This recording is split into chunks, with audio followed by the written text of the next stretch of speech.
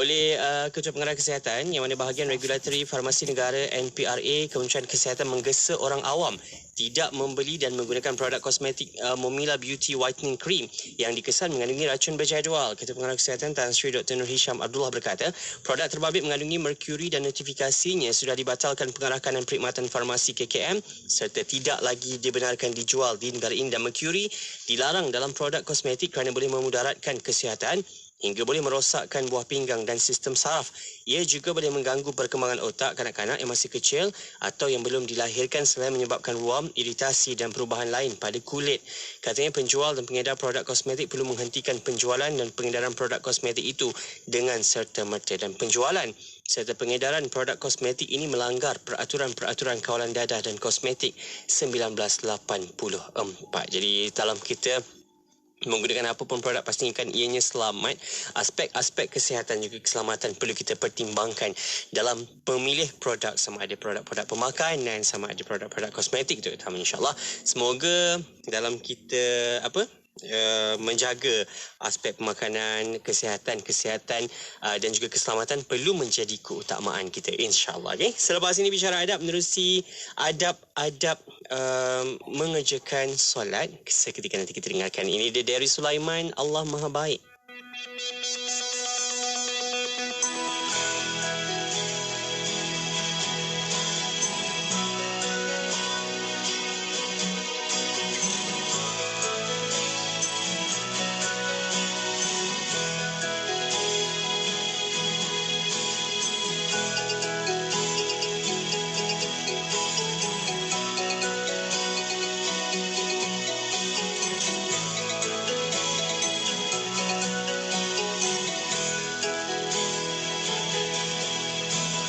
Sahabat, janganlah bersedih atas semua cobaan yang menimpa dirimu.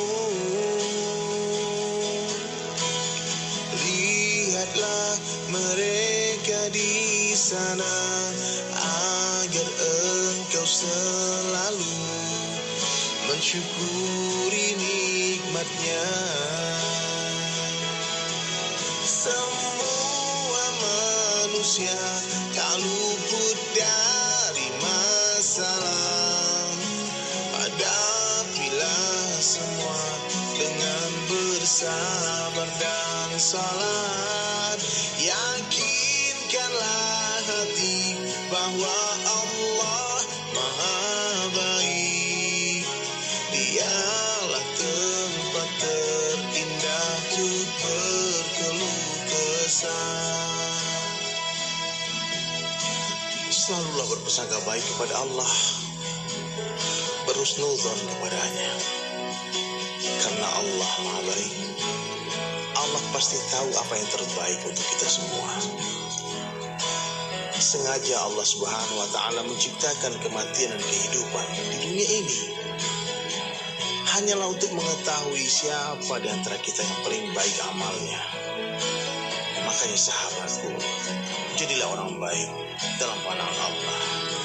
Semua manusia tak luput dari masalah. Hadapilah semua dengan bersabar dan salat. Yakinkanlah hati bahwa Allah Maha Baik. Dialah tempat terindah untuk berkeluh kesah. Semua manusia tak luput dari masalah. Hadapilah semua dengan bersabar dan salat. Yakinkanlah hati bahwa Allah Maha Baik. Dialah tempat terindah untuk berkeluh kesah. Inspirasi, Inforia, Islami, semuanya diikin.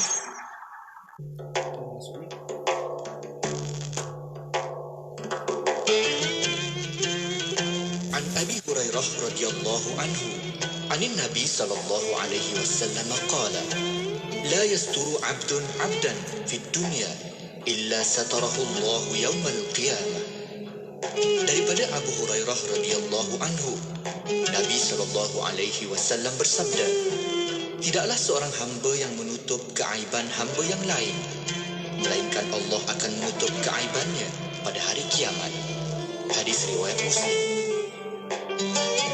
Buat orang Kelantan yang mana berada di Kota Baru, anda kena dengar Radio IKIM di frekuensi 89.8 FM. Saya, Amira Muhammad Fauzi, pendengar setia Radio IKIM, Inspirasi Inforia Islami. Anda kini sedang mendengar Ekspresi IKIM bersama Faiz Haji Osman.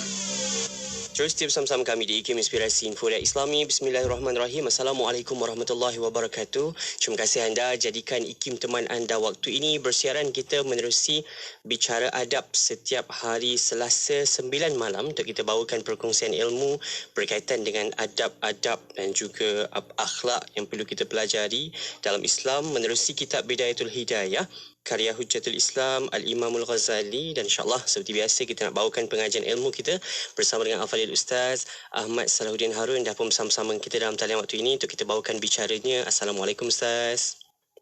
Assalamualaikum warahmatullahi ta'ala wabarakatuh. Sihat Ustaz Alhamdulillah, sihat.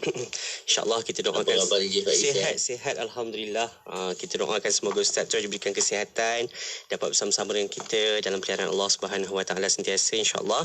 Dan kali ini Ustaz kita nak masuk untuk adab selanjutnya, untuk adab ke-11 menerusi kitab ini.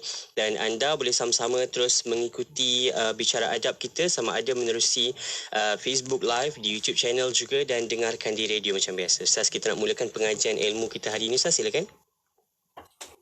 Astaghfirullahalazim, astaghfirullahalazim, astaghfirullahalazim. Alladzi la ilaha illa huwal hayyul qayyum wa atubu ilaih. La ilaha illallah wahdahu la syarika lah. Lahul mulku wa lahul hamdu yuhyi wa yumiitu wa huwa ala kulli syai'in qadir wa la hawla wa la quwwata illa billahil aliyyil azim. Assalamualaikum warahmatullahi ta'ala wabarakatuh. Encik Faiz Haji Osman, sidang pendengar IKIM yang dimuliakan Allah Subhanahu Wa Ta'ala. InsyaAllah kita mulakan pengajian kita pada malam ini dengan membaca doa majlis ta'lim. Mudah-mudahan Allah Subhanahu Wa Ta'ala memberkati majlis kita pada malam ini. Allah kurniakan kepada kita kefahaman dengan kefahaman yang benar, dan Allah Subhanahu Wa Ta'ala kurniakan taufiknya agar kita dapat beramal dengan apa yang telah kita pelajari, apa yang sedang kita pelajari, dan apa yang akan kita pelajari. Allahumma amin ya rabbal alamin. Bismillahirrahmanirrahim. Allahumma inna nuqaddimu ilaika baina aydina kulli nafasin wa lamhatin wa lahzatin wa khatratin wa tarfatin yatrifu biha ahlu samawati wa ahlu al-ard wa kullu shay'in huwa kainun fi ilmik aw qad kan nuqaddimu ilayka baina aydina dhalika kullih. Allahumma rabbana atina min ladunka rahmatan wa 'allimna min ladunka ilma. Subhanaka la ilma lana illa ma 'allamtana innaka antal alimul hakim. Bismillahirrahmanirrahim. Nawaitu at-ta'alluma wat-ta'lim wa tadhakkura wat-tadhkir wan-naf'a wal-intifa' wal-ifadata wal-istifadah wal-hatha 'ala at-tamassuki bi kitabillahil aziz wa sunnati rasulih wad-du'a ila al-huda wad-dilalati 'ala al-khair ibtigha'a wajhillahi ta'ala wa ridaihi wa qurbihi wa thawabihi subhanahu. Allahumma alhimna ilman nafaqahu bihi awamirak wa nawahik warzuqna fahman na'rifu bihi kaifa nunajik ya arhamar rahimin. Allahumma inna nas'aluka fahman nabiyyin wa hifzal mursalin wa ilhamal malaikatil muqarrabin. Allahumma aghnina bil ilmi wa zayyinna bil hilmi wa akrimna bit taqwa wa jammilna bil afiyati ya arhamar rahimin. Allahumma inna nastaudi'uka ma qara'nahu aw naqra'uhu fi hadzal majlis wa ma qablahu wa ma ba'dahu fahfazhu 'alaina hatta taruddahu ilaina waqta ihtiyajina ilayh وصلى الله على سيدنا محمد وعلى آله وصحبه وسلم. بسم الله الرحمن الرحيم. رب اشرح لي صدري ويسر لي أمري واحلل عقدة من لساني يفقه قولي وسدد ألسنتنا واهد قلوبنا وافعل كذلك بأحبابنا أبدا وارزقنا كمال فتوح العارفين والفقه في الدارين مع كمال الإخلاص والصدق واليقين والعافية والغنى والنصر والحفظ والنفع والانتفاع وخيرات الدارين وعلوم الأولين والآخرين. وصلى الله على سيدنا محمد وعلى آله وصحبه وسلم والحمد لله رب العالمين.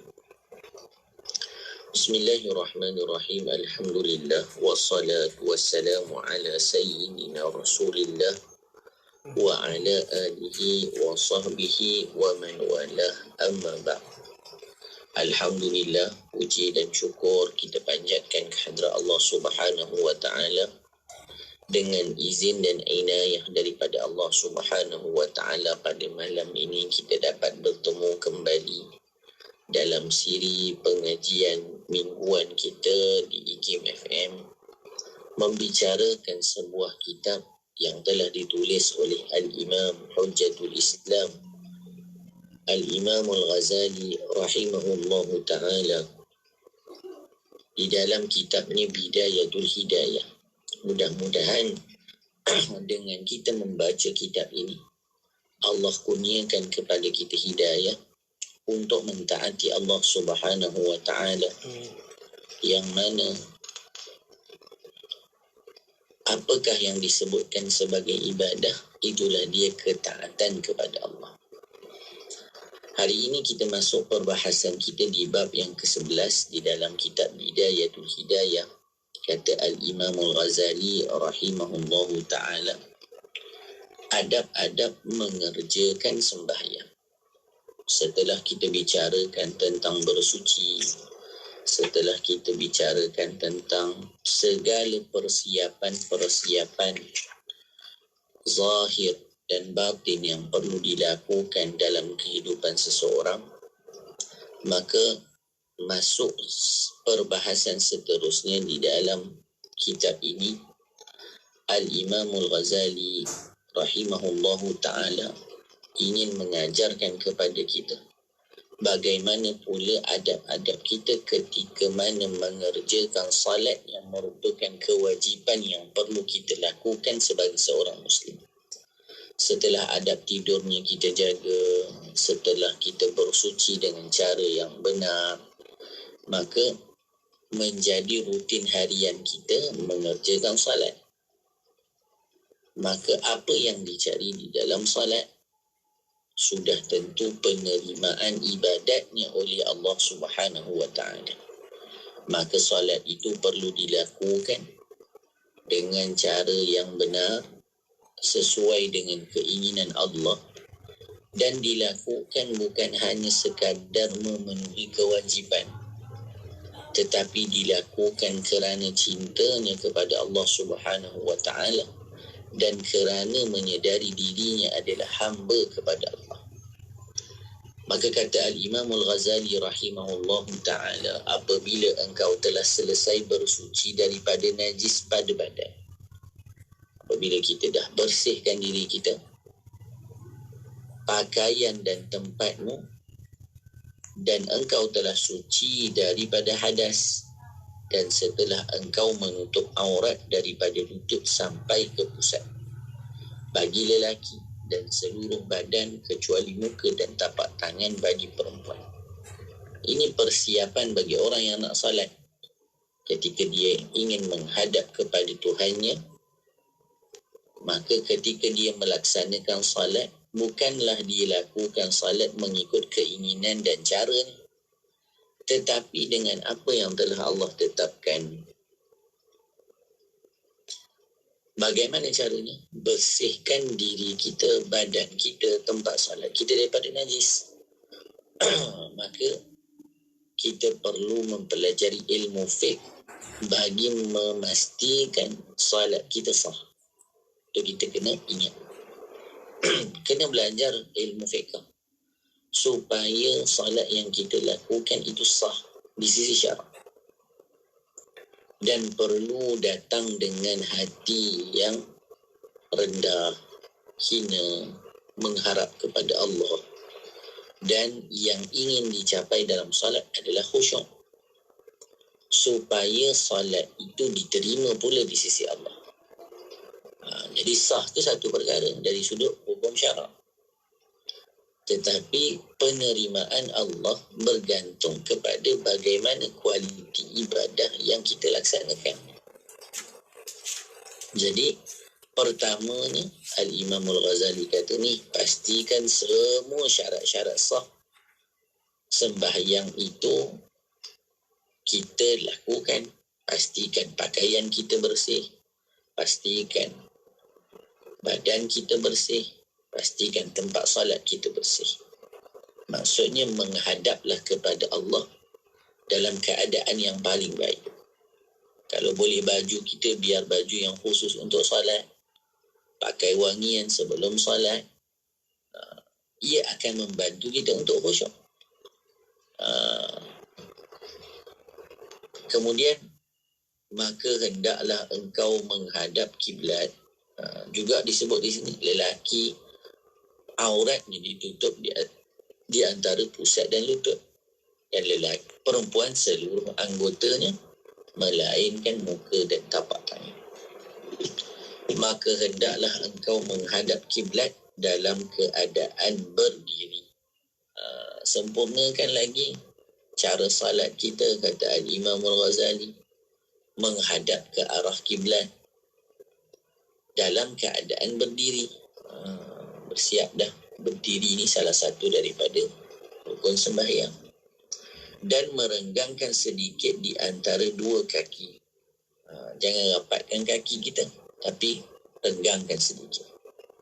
Dan berdiri dah dengan tegak, kemudian baca olehmu surah An-Nas sampai akhirnya. Jadi sebelum kita sembahyang, sebelum kita takbiratul ihram, baca Qul a'udzu birabbin nas, bismillahirrahmanirrahim, Qul a'udzu birabbin nas sampai akhir ayat ataupun sampai akhir surah. Tengok apa kata Al-Imam Al-Ghazali. Engkau baca surah tersebut dengan niat untuk membentengi dirimu daripada godaan syaitan yang terkutuk. Kemudian hadirkan hatimu dan kosongkan jiwamu daripada sebarang was-was, dan hendaklah engkau fikirkan bahawa engkau sedang berdiri di hadapan Tuhanmu dan engkau bermunajat dengannya. Maka hendaklah engkau malu sekiranya engkau bermunajat kepadanya dengan hati yang lalai dan dada yang penuh berserabut dengan was-was dunia, bisikan syahwat dan hawa nafsu. Tengok bagaimana pesan Al-Imam Al-Ghazali rahimahullahu ta'ala tentang kualiti salat yang ingin kita hadirkan. Bukan semata-mata kita berdiri, kita terus takbiratul ihram, baca doa iftitah surah Al-Fatihah, tetapi mengosongkan hati kita daripada selain Allah. Kosongkan fikiran kita daripada selain Allah. Dalam erti kata yang lain, usahakan sebelum kita mulakan salat kita mencari kekhusyukan. Nak khusyuk, matlamat sembahyang ni nak dapat khusyuk. Walaupun ia bukan rukun di dalam sembahyang, tetapi Al-Imam Al-Ghazali ajarkan kita sekarang bagaimana kita boleh untuk mendapat khusyuk ketika kita melaksanakan salat. Jadi dengan kita baca surah An-Nas, dengan kita berpakaian dengan pakaian yang baik, bahkan disebutkan oleh para guru kita, permulaan khusyuk dalam sembahyang itu bermula dengan kesempurnaan wuduk yang kita lakukan. Kita sempurnakan wuduk kita. Kita ingat wuduk ini untuk kita melaksanakan salat, yakni menghadap kepada Allah. Kemudian bila kita dah wuduk dengan sempurna, sebelum kita mulakan salat fardu kita, laksanakan salat sunat. Ini jalan untuk khusyuk. Sembahyang qabliyah dulu, sembahyang tahiyatul masjid dulu. Apa tujuannya? Supaya hati kita sudah hadir sebelum kita melaksanakan sembahyang fardu. Diri kita ni dah ingat kita ni nak sembahyang, nak menghadap kepada Allah. Ini tu yang terjadi, yang kita kata tu. Sebelum ni orang cari kunci pun dalam sembahyang. Orang teringat nasinya belum ditutup ketika sembahyang. Sebab apa? Sebab ketika kita menghadap kepada Allah, syaitan akan datang lebih banyak kepada kita untuk menggagalkan kita dalam mendapat kekhusyukan dalam ibadah. Jadi kata Al-Imam Al-Ghazali, ingat, datangkan dalam fikiran kita masa kita sembahyang, kita sedang menghadap Allah. Mana mungkin kalau kita berada di hadapan Allah, kita disibukkan dengan yang lain. Orang kalau dia berada di hadapan raja sahaja, dia tidak disibukkan dengan perkara-perkara selain daripada apa yang diinginkan oleh raja. Mana ada orang depan sultan, depan raja, main telefon, buat benda-benda lain. Maka lebih utama bila di hadapan Allah, jaga hati kita dari lalai, kata Al-Imam Al-Ghazali, dan dada kita daripada serabut dengan was-was dunia, bisikan syahwat dan hawa nafsu. Dan ketahuilah bahawa Allah Subhanahu wa ta'ala mengetahui segala rahsiamu. Ingat, Allah tahu segala yang kita sembunyikan dan apa yang kita zahirkan. Dan melihat ke dalam hatimu, yang Allah tengok bukan bagaimana gambaran luaran kita, tetapi bagaimana hati kita.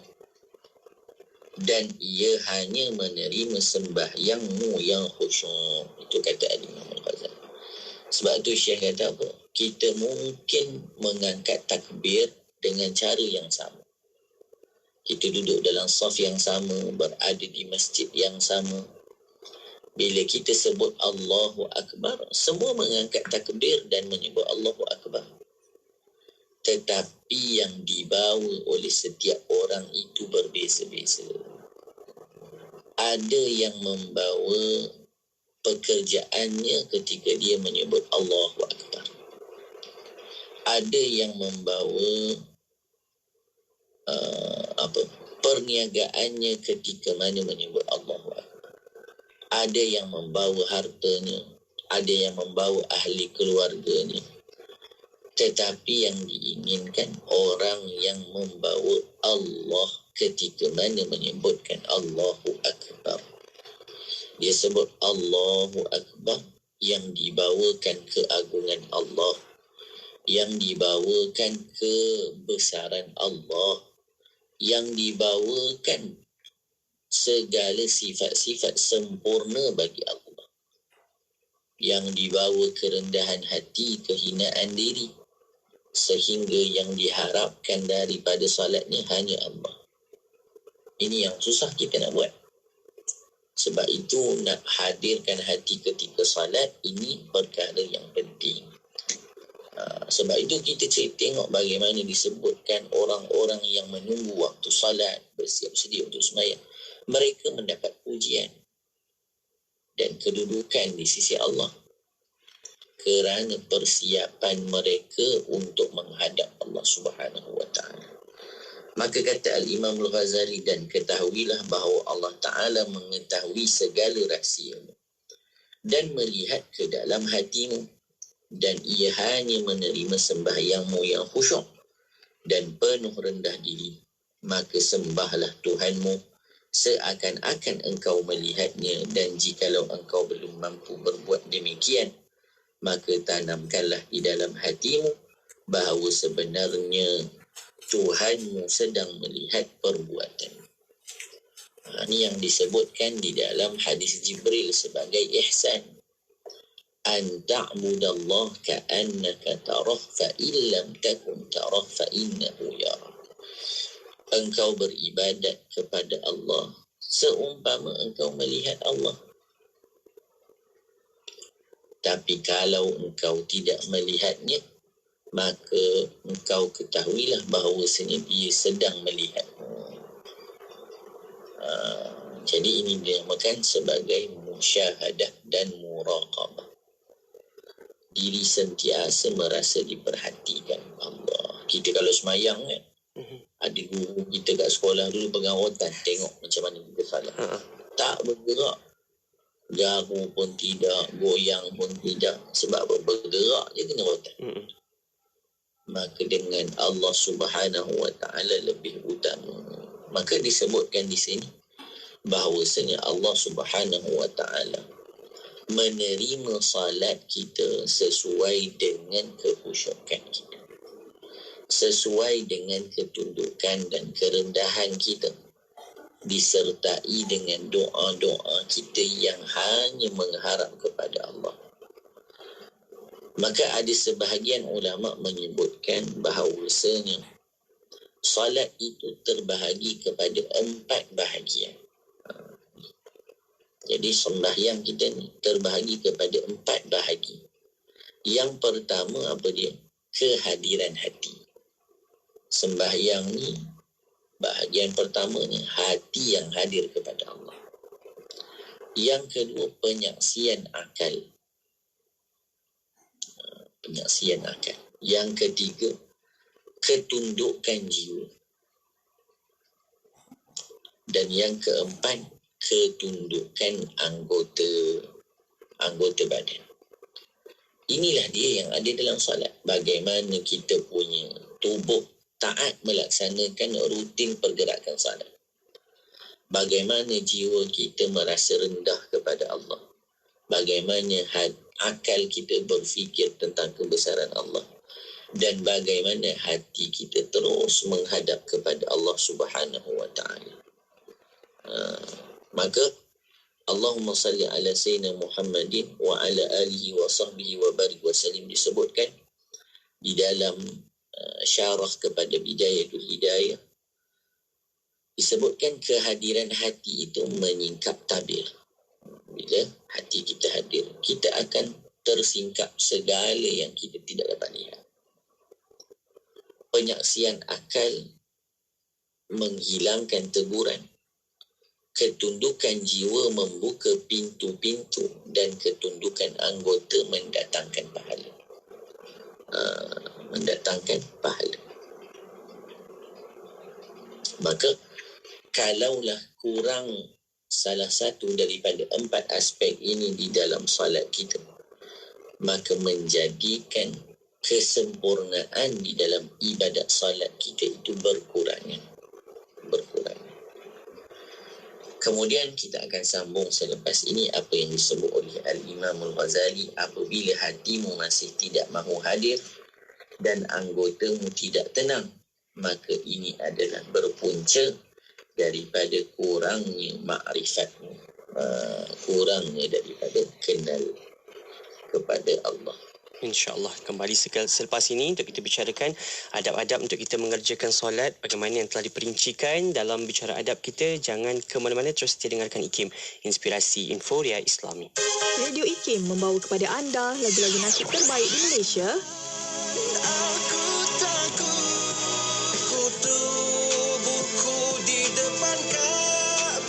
IKIM memberi anda lagu nasyid yang mengusik jiwa.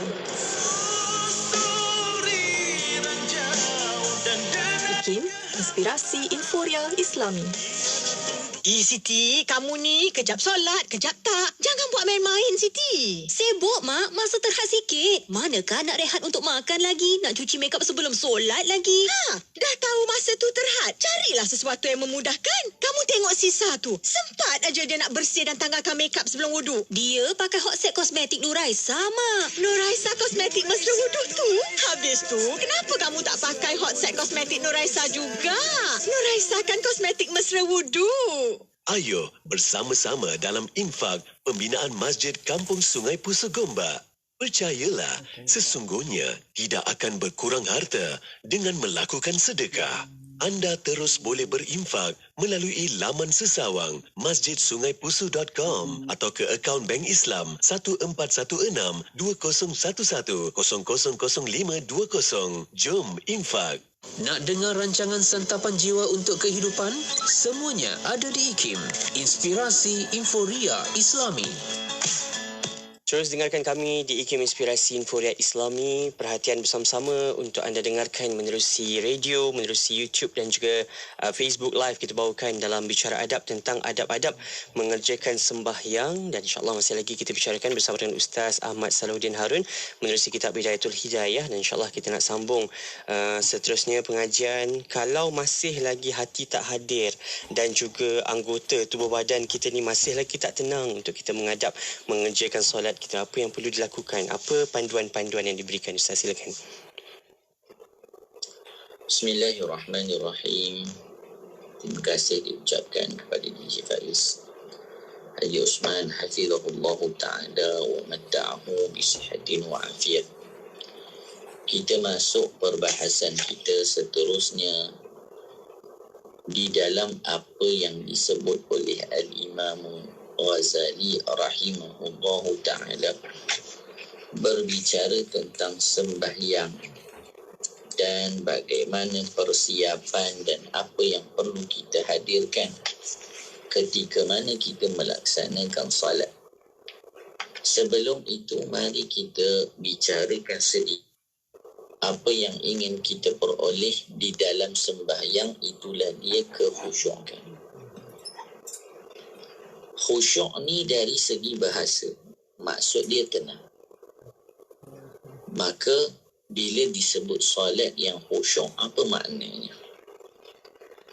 Itulah dia solat yang dilakukan dengan hati yang khusyuk, iaitu dengan cara mengosongkan hati untuk merenungkan apa yang sedang ia lakukan dan tidak memikirkan hal lain, walaupun itu berhubungan dengan akhirat. Yang difikirkan adalah bagaimana seseorang itu sedang menghadap kepada Allah. Fikirkan keagungan Allah, fikirkan kebesaran Allah, tinggalkan selain Allah. Maka bila kita angkat takbir Allahu Akbar, yang kita besarkan hanyalah Allah. Ketika kita membaca doa iftitah, kita sebut Allahu Akbar kabira walhamdulillahi katsira. Kita renungkan makna-makna apa yang disebutkan dan apa yang kita lafazkan, dan kita memahami maknanya ketika kita membaca sebarang doa, zikir ataupun ayat Al-Quran di dalam sembahyang. Sebab itu dalam sebahagian kitab menyebutkan cara untuk khusyuk. Yang pertama, hudurul qalbi, hadir hatinya. Yang kedua, fahmul makna, memahami makna apa yang dilakukan. Yang ketiga, khauf, datang rasa takut kepada Allah. Takut amalan tidak diterima. Dan dalam masa yang sama, raja, datangkan pengharapan kepada Allah agar diterima amalan yang dilakukan. Anggota yang kedua disebutkan. Yang pertama tadi, bagaimana yang nak kita dapatkan solat yang khusyuk, hati yang khusyuk. Dan yang kedua, anggota tubuh yang khusyuk, iaitu meninggalkan gerakan-gerakan yang tak diperlukan. Jadi solat ini perbuatan zahir dan batin. Bagaimana kita lakukan sembahyang, pergerakan kita tidak kita lakukan yang sia-sia. Meninggalkan perbuatan yang tidak diperlukan. Mata kita memandang ke kanan ke kiri, tangan kita bergerak-gerak dan sebagainya. Allahumma salli ala sayyidina Muhammadin wa ala alihi wa sahbihi wa barik wa sallim. Maka kata Al-Imam Al-Ghazali seterusnya, apabila hatimu masih tidak mahu hadir, kita dah cuba hadirkan hati, tapi susah. Ni selalu terjadi pada kita. Dan anggota tubuh tidak tenang. Badan kita pun tak kena saja. Tak boleh nak duduk diam. Maka ini adalah berpunca daripada kurangnya ma'rifatmu terhadap kebesaran dan keagungan Tuhanmu. Kenapa ini terjadi? Kenapa hati kita susah nak hadir? Kenapa badan kita masih tambah-tambah kalau kita pergi sembahyang? Kita dengar imam tu, imam yang kita tahu bacanya lambat dan panjang. Allah. Badan kita jadi lemah longlai terus. Gigil. Menggigil kan. Duduk balik tunggu sampai ayat last kalau tarawih. Apa macam tu. Maka kata Al-Imam Al-Ghazali, kerana kurangnya azamatullah, rasa agung Allah dalam diri. Ini disebutkan juga dalam Adab Sulukil Murid oleh Al-Imam Al-Haddad. Kenapa orang boleh terjangkit dengan sifat riya? Dia rasa tak cukup. Allah saja tahu. Kena ada orang lain tahu apa dia buat. Kerana rasa agungnya Allah dalam dirinya tidak cukup agung. Maka kenapa kita bergerak, hati kita tidak menghadap kepada Allah? Kerana kurangnya azamatullah.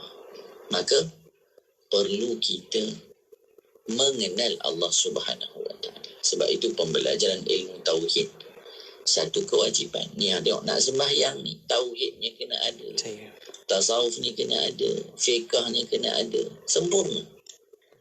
Bukan kata belajar fiqah je dulu, tasawuf nanti.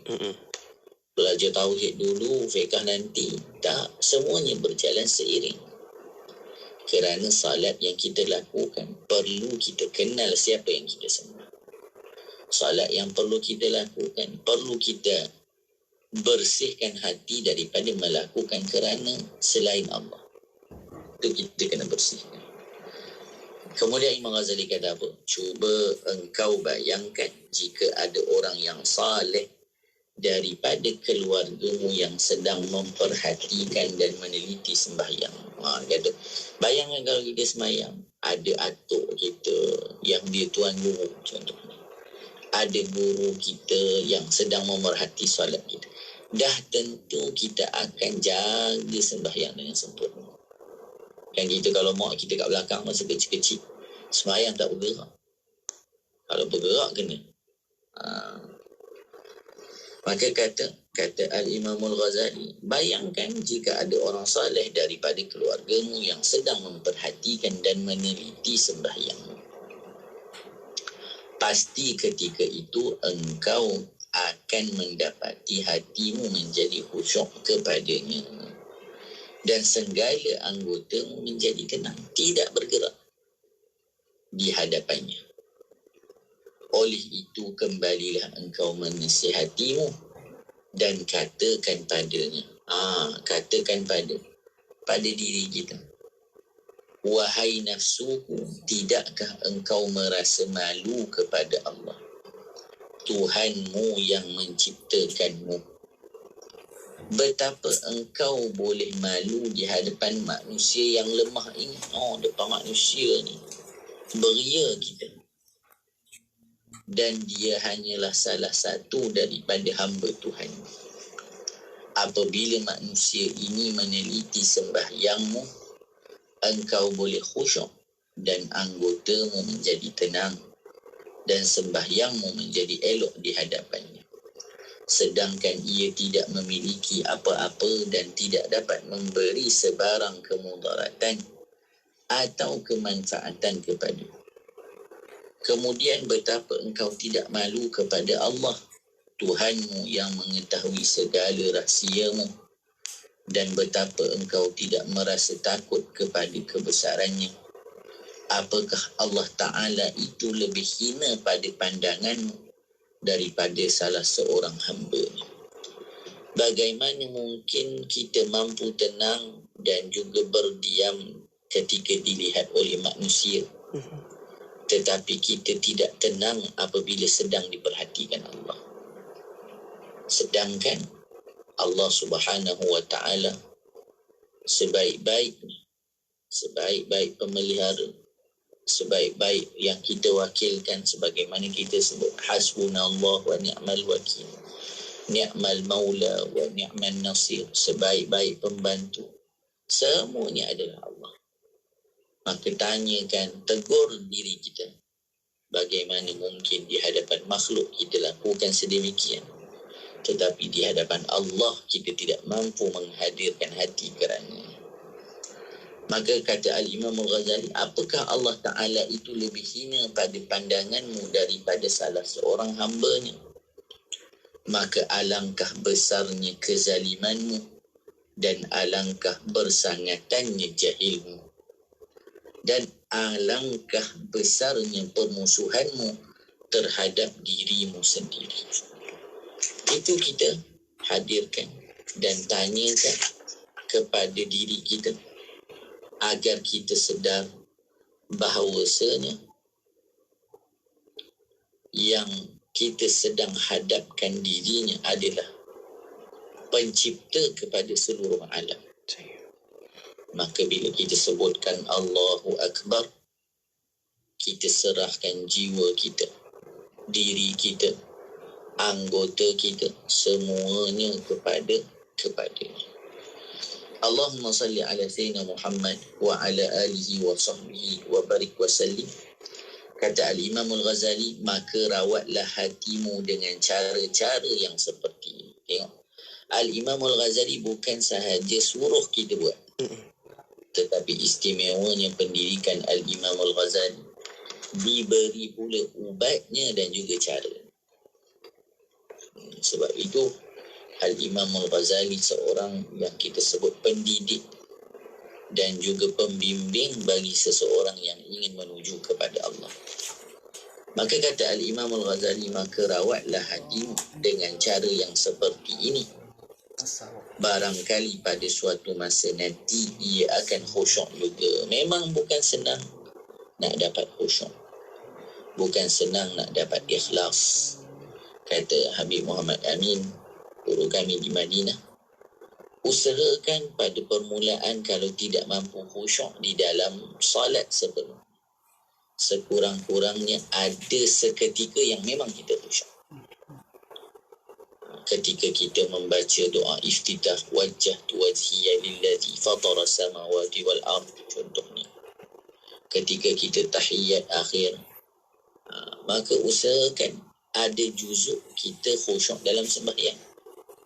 Yang akhirnya bila kita berusaha demi berusaha dan berusaha untuk khusyuk, Allah kurniakan khusyuk kepada kita. Dan sebenarnya engkau tidak akan memperoleh apa-apa yang di dalam sembahyangmu kecuali sekadar mana yang engkau khusyuk padanya. Adapun sembahyang yang dikerjakan dalam keadaan lalai dan lupa, maka sebenarnya sembahyang itu sendiri masih perlu kepada istighfar dan kifarah bagi menyempurnakannya. Maka itulah dia kita. Lepas sembahyang kita istighfar. Yang pertama, tak nak mengakui ketaatan kita itu daripada kita, tetapi daripada taufik Allah. Kita bukan buat maksiat lepas sembahyang. Kenapa nak kena istighfar? Yang pertama tadi, kerana tidak mahu mengakui ketaatan gitu. Ya Allah, aku ni dah sembahyang ni, dah soleh dah aku ni. Tapi kita istighfar, jaga hati kita. Yang kedua, kenapa ni?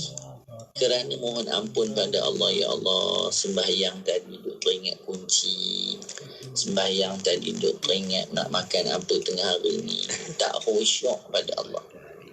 Maka mohon ampun kepada Allah, jalan untuk kita cuba menyempurnakan salat yang sangat besar nilainya di sisi seorang hamba. Kemudian kata Al-Imam Al-Ghazali, apabila hatimu telah hadir, maka jangan lupa engkau membaca iqamah. Maka kita akan sambung selepas ini, setelah Al-Imam Al-Ghazali jelaskan dengan panjang lebar tentang sebelum masuk sembahyang, benda ni dulu kita kena buat. tinggalkan yang lain. Maksudnya apa? Nak sembahyang kena sedia sungguh-sungguh. Zahir dan batin. Tinggalkan urusan dunia kita. Tutup segala perkara-perkara yang mengganggu khusyuk kita dalam sembahyang. Maka setelah itu barulah kita masuk melaksanakan solat. Kita akan sambung selepas ini. InsyaAllah seketika nanti kita akan belajar lagi apa panduan dan cara-cara yang boleh kita lakukan agar khusyuk dalam solat kita, dalam adab-adab mengerjakan sembahyang. Kembali seketika nanti. Penerusi Bicara Adab terus menonton di Facebook dan YouTube serta dengarkan di Radio IKIM, Inspirasi Inforia Islami. Buat orang-orang Sarawak, jangan lupa dengarkan Radio IKIM di 93.7 FM di Kuching, Sarawak.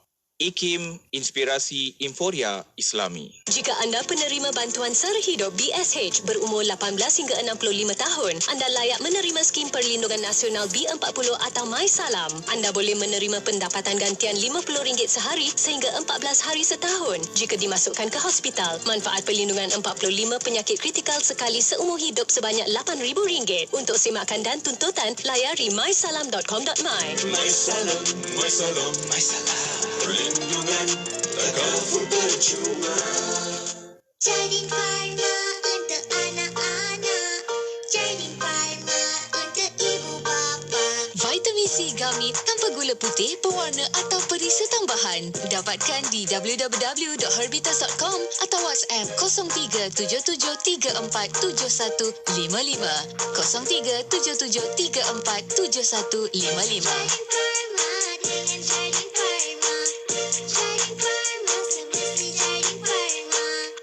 Ada harta pun kena tinggal, ada rumah pun tak tahu dapat kat siapa, ada kereta pun tak siapa pula lah yang akan dapat lepas kita meninggal. Tetapi ada harta yang boleh tolong kita dan ada harta yang boleh dibawa ke sana nanti. Apa jalannya?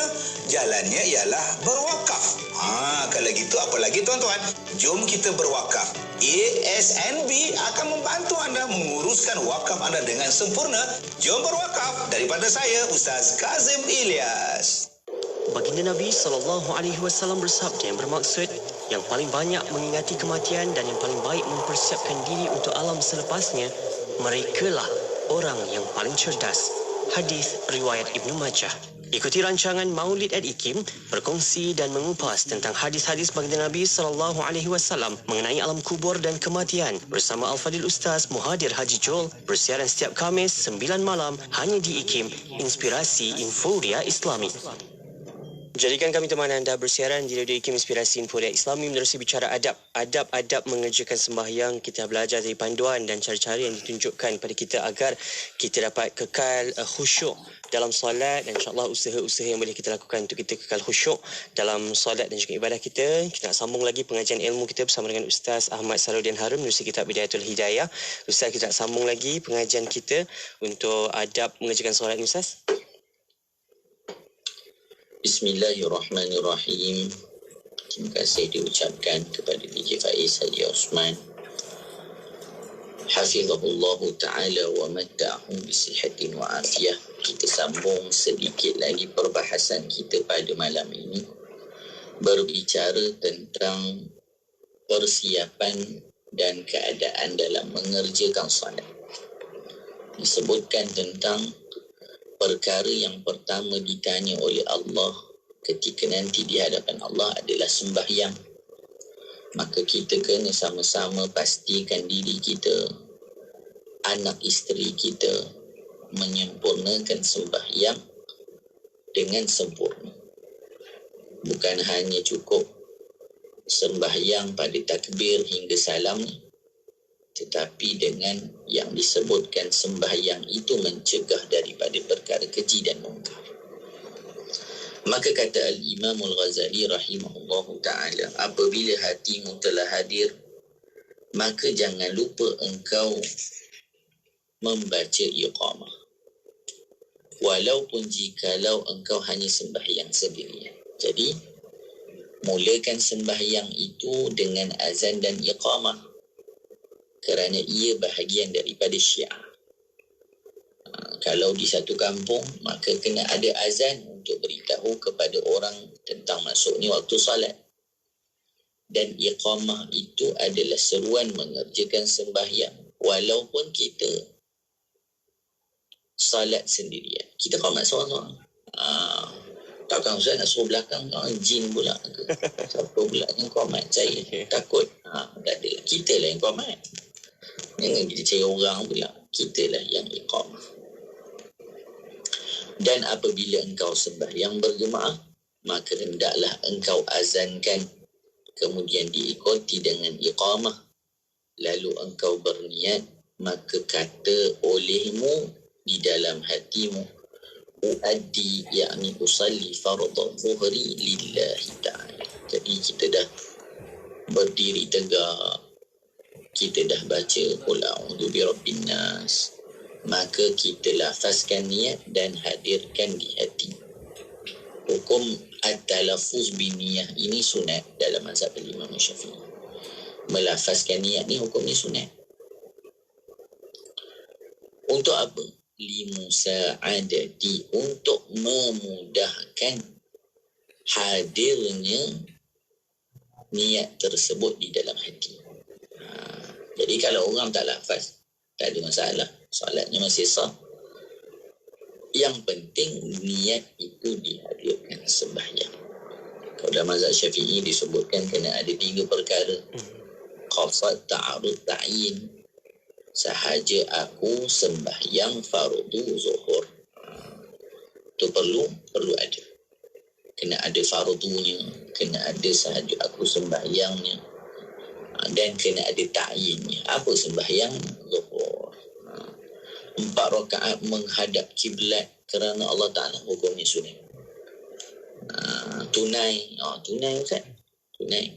Itu kena disebutkan ke hukumnya sunat. Baik.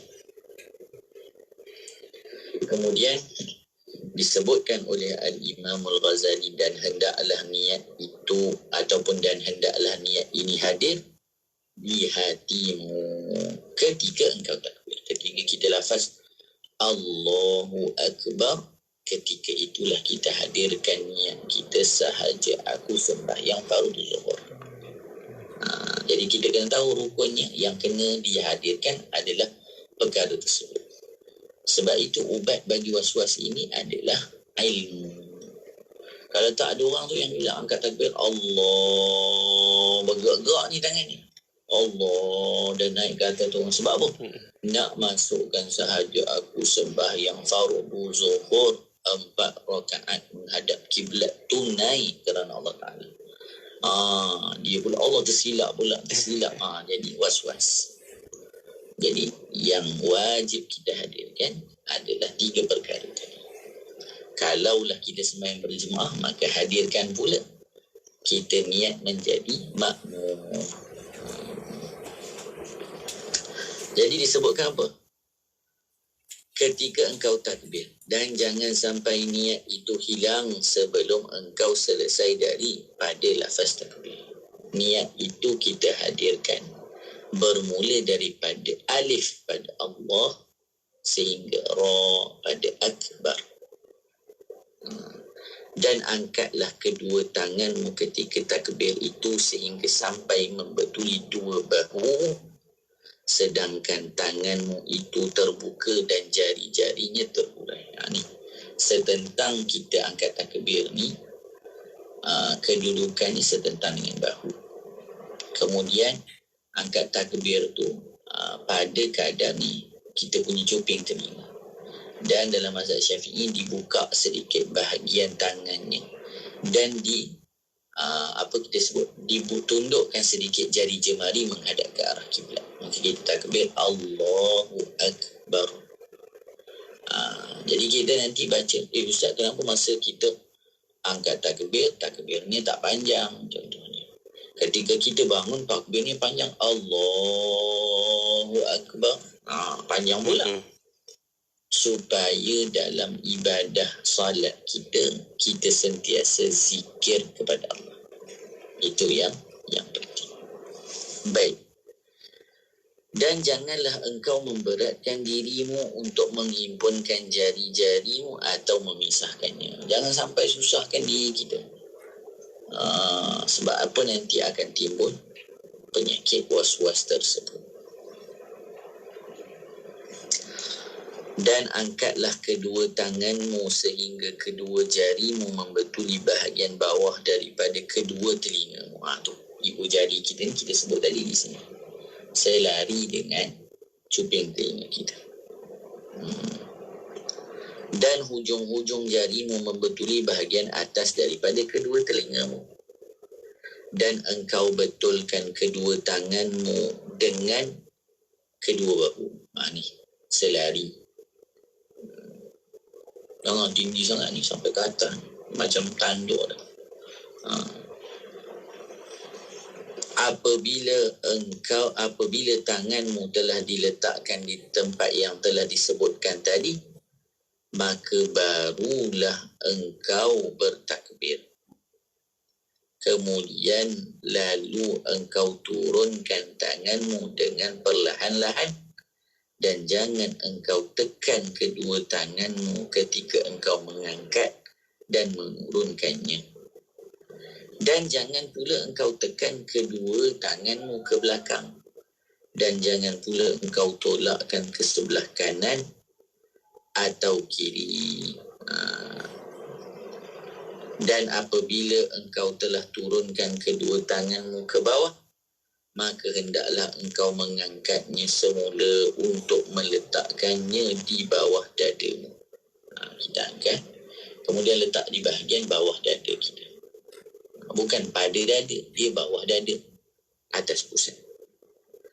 Dan hormatilah tangan kanan dengan meletakkannya di atas tangan kiri. Jadi, letak tangan ataupun tangan kita yang kiri di bawah, tangan kanannya di atas. Dan buka jari-jarimu yang kanan. Ni, jangan rapat tapi buka. Bila kita letak tu macam ni. Dengan engkau meletakkannya membujuri hasta tanganmu yang kiri. Dan pegangkan tanganmu yang kanan itu ke pergelangan tangan kiri. Ni, kita pegang ni. Yang terbuka pula macam ni. Tapi pegang. Dan baca olehmu selepas takbir itu akan doa iftitah. Dan selepas kita bertakbir, kita baca doa iftitah. Jadi, sekarang ini setelah kita berniat, kita berdiri tegak, kita hadirkan hati kita, kemudian kita menghadap ke tempat sujud. Ni nanti kita bahaskan pada pertemuan akan datang. Kat mana saya nak tengok ni Ustaz? Saya nak tengok ke tempat sujud ke tuan imam ke? Macam mana pula kalau kita di hadapan Kaabah? Ni yang kita nak tengok. Maka kita nak lihat ke mana itu perlu kita tengok ataupun kita bahaskan nanti.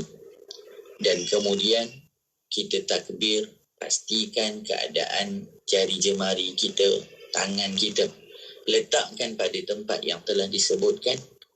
Dan setelah itu kita mulakan dengan membaca doa iftitah. Apa dia doa iftitah? Allahu Akbar kabira walhamdulillahi kathira, sehingga akhirnya yang nanti kita akan bahaskan pada pertemuan akan datang satu persatu. Ni bab sembahyang ni kita bicara detail sedikit supaya kita dapat usahakan biar sembahyang kita sempurna, InsyaAllah.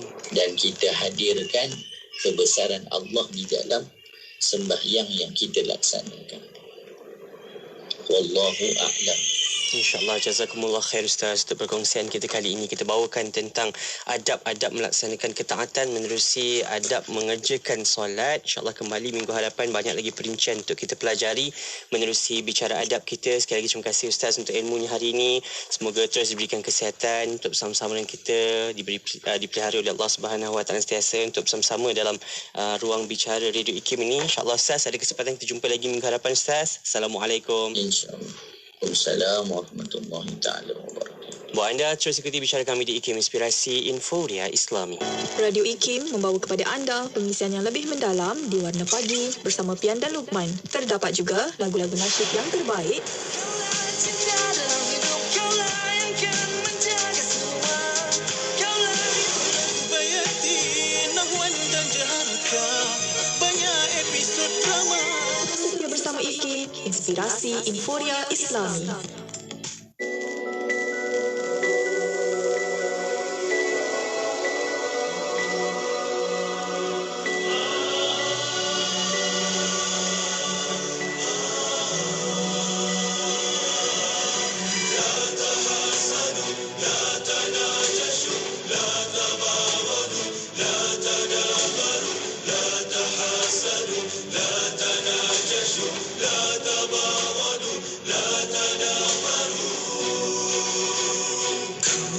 Takkan ku berdiri di sini, ku berdiri seorang diri, tanpa teman seperjuangan di sisi.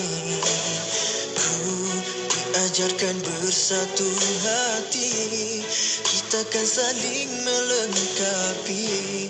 Itulah ajaran Islam, agama yang suci.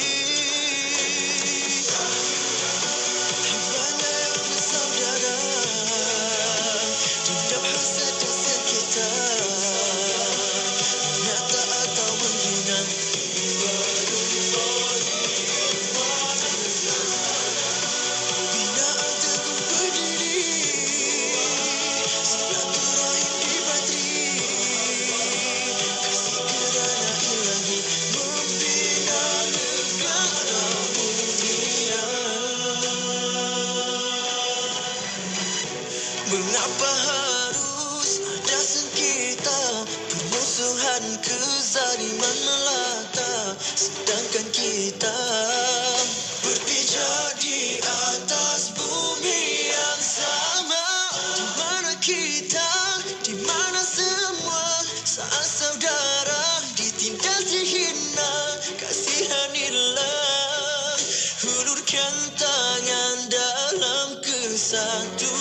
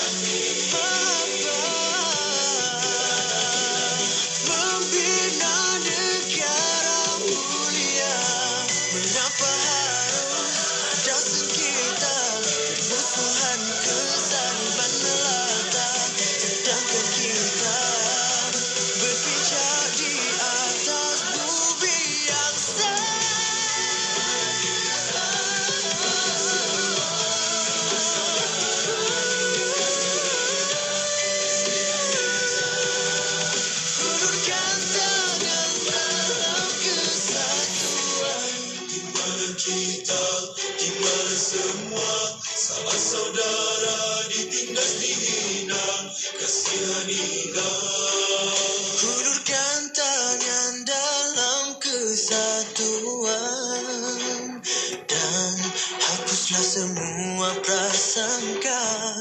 Di sisi Tuhan tiada beza, melainkan iman dan takwa.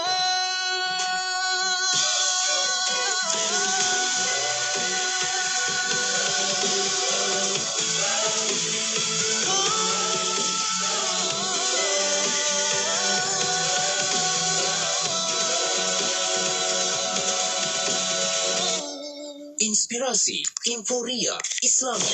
Semuanya di IKIM. Mencintai Nabi SAW bukan seperti mencintai anak-anak dan juga ibu bapa kita. Kerana dia memerlukan kepada ilmu. Ilmu apa? Ilmu untuk kita mengenal Nabi. Apabila dah kenal, barulah hadir perasaan yang disebutkan sebagai mahabbah. Perasaan yang disebutkan sebagai kasih dan juga sayang kepada Nabi. Jadi mengenal Nabi memerlukan kepada ilmu. Bismillahirrahmanirrahim. Alhamdulillahirabbil alamin wassalatu wassalamu ala rasulil amin sayyidina Muhammadin wa ala alihi wa sahbihi ajma'in. Allah